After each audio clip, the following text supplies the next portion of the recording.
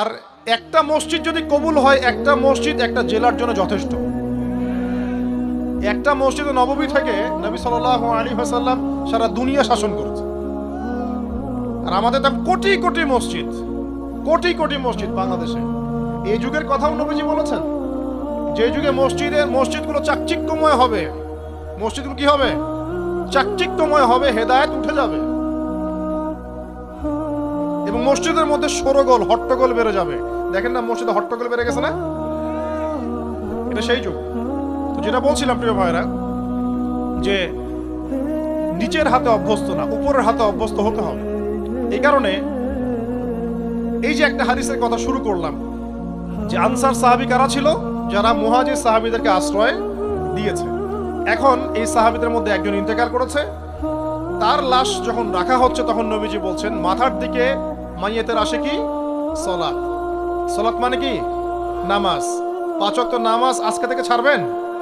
ওয়াদা করেন আজকে থেকে 5 ওয়াক্ত নামাজ ছাড়বো না ইনশাআল্লাহ। একটা হাদিস খালি বলি, মান তারাকা সালাতান মুতাআম্মিদান ফাকাদ কাফারা, মান তারাকা সালাতান মুতাআম্মিদান ফাকাদ কাফারা।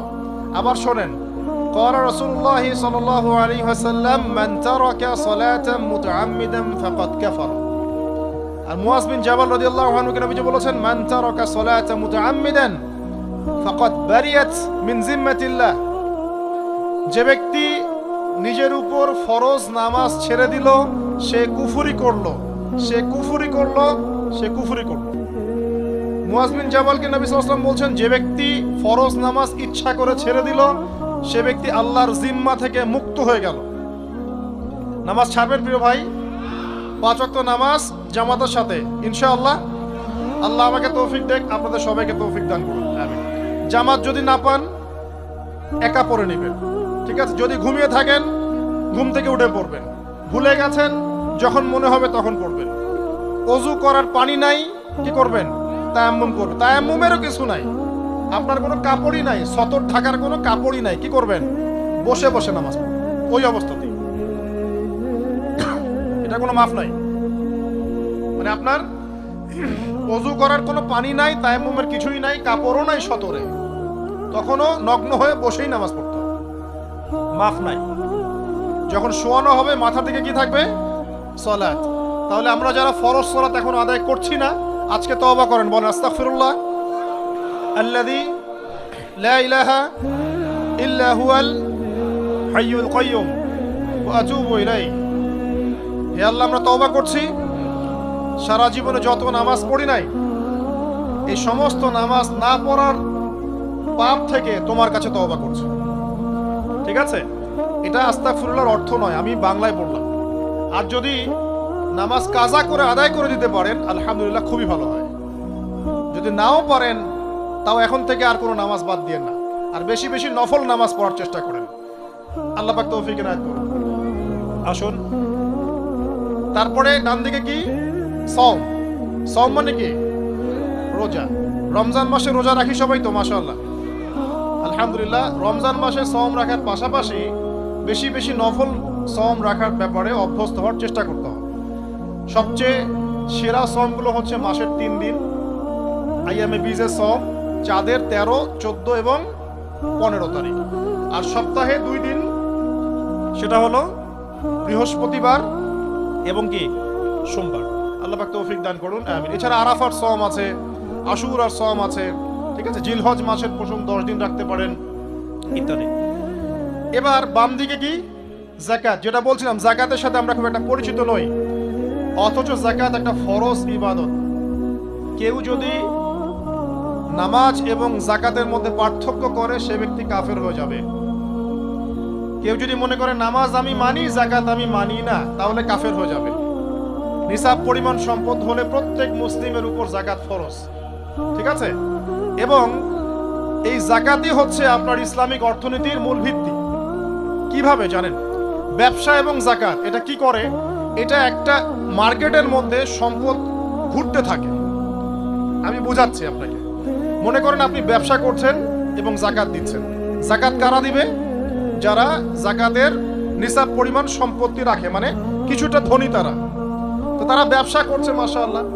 ব্যবসা যখন করে ব্যবসায় কি থাকে? লাভ থাকে, লস থাকে, লাভ থাকে, লস থাকে। লাভও হতে পারে আপনার, লসও হতে পারে। আর সুদে কি? শুধু লাভ, লস আছে? লস নাই। পার্থক্য বোঝেন। এখন ব্যবসা যখন আপনি করবেন, এই টাকা বা মূল যে ক্যাপিটাল যেটা বলে অর্থনীতির ভাষায়, এটা মার্কেটের মধ্যে সার্কুলেট করতে থাকবে। আজকে আপনি ধনী, লাভ করেছেন, কালকে লস করবেন, এই ধন আরেকজনের হাতে চলে যাবে। সে আবার ব্যবসা করছে, সে লাভ করলে সম্পদ তার হাতে থাকলো, লস করলে আরেকজনের হাতে। মানে এই মানিটা, ক্যাপিটাল যেটা, এটা মার্কেটের মধ্যে ঘুরতে থাকে, ঘুরতে থাকে। আজকে কেউ ধনী, কালকে কেউ ধনী, আজকে কেউ ফকির, কালকে কেউ ধনী, এভাবে। এখানে আল্লাহ পাক যাকে ইচ্ছা হয় ধন দেন, যাকে ইচ্ছা হয় দরিদ্র করেন। এটা আল্লাহ পাক নিয়ন্ত্রণ করেন। আবার এর মধ্যে যারা ধনী হবে তারা আবার জাকাত দিবে। কাকে জাকাত দিবে? যে গরিব তাকে। এই কারণে অর্থনৈতিক সাম্য থাকবে এবং টাকা, ক্যাপিটাল মার্কেটে সার্কুলেট করতে থাকবে। এটা হচ্ছে ইসলামিক ইকোনমিক্স। বুঝতে পারছি না মনে হয়। আর রিবায় কি হবে? রিবায় কোনো লসের চান্স নাই। মানে এখানে ধনী আরো ধনী হতে থাকবে, গরিব আরো গরিব হতে থাকবে, প্লাস জাকাতও দিবে না। তখন সমাজের একটা অংশ অনেক ধনী হবে, আর একটা অংশ একদম মাটিতে পড়ে যাবে, কোনো ব্যালেন্স হবে না। এই কারণে বিশ্বের একটা অংশ, ওই বিশ্বের একটা বড় অংশ যারা সুদখোর, যেখান থেকে সুদ এসেছে, ওইটা আস্তে আস্তে ধনী হয়ে গেছে এবং বিশ্বের বহু কান্ট্রি আস্তে আস্তে দারিদ্র সীমার নিচে চলে আসছে। এটা শুধু ব্যক্তির ক্ষেত্রেই নয়, এটা সমাজের ক্ষেত্রেই নয়, পুরো বিশ্বেটা হচ্ছে। তো এই হলো রিবা এবং ব্যবসা ভিত্তিক, জাকাত ভিত্তিক ইকোনমিক সিস্টেমের পার্থক্য, বেসিক ডিফারেন্স। রিবার মধ্যে আল্লাহ পাক তার হাত উঠিয়ে নেন, আল্লাহ পাক সেখানে আর ইন্টারফেয়ার করেন না। ঠিক আছে, সুদ খাচ্ছ, তুমি তোমার মতো চলো। আর ব্যবসা ভিত্তিক ইকোনমিক্স চললে আল্লাহ পাক সেখানে কাউকে ধন দিবেন, কারো কাছ থেকে নিবেন। আপনার ধন নিয়ে আমাকে দিবেন, আমার ধন নিয়ে আপনাকে দিবেন। আর আমি যদি ধনী হই, আমি আবার জাকাত দিব, সেই জাকাতের টাকা আবার আপনার হাতে যাবে, কেউ না খেয়ে মরবে না। তো সামনে এই যে বলা হচ্ছে 2023 সাল, শুধু 23 সাল না, আমার অবজারভেশন 2026-27 পর্যন্ত একটা অর্থনৈতিক মন্দা চলতে পারে। বলবে কিছু কিছু লোক যে ভবিষ্যৎবাণী করতে যাবে, এটা ভবিষ্যৎবাণী নয়। আপনি বর্তমান সম্পর্কে খবর রাখেন না বলেই বর্তমানকে আপনার ভবিষ্যৎ মনে হচ্ছে। আমাদের অনারেবল মিনিস্টার যারা আছেন ওদেরকে জিজ্ঞাসা করেন, তাদেরকে জিজ্ঞাসা করেন, তারাও বলছেন যে 2023 সাল থেকে 26 সাল খাদ্য মন্দার মধ্যে যাবে। দেখেন নাই? তারা এই কথা বলছেন কারণ তারা বুঝতে পারছেন ওয়ার্ল্ডের অবস্থা ভালো না।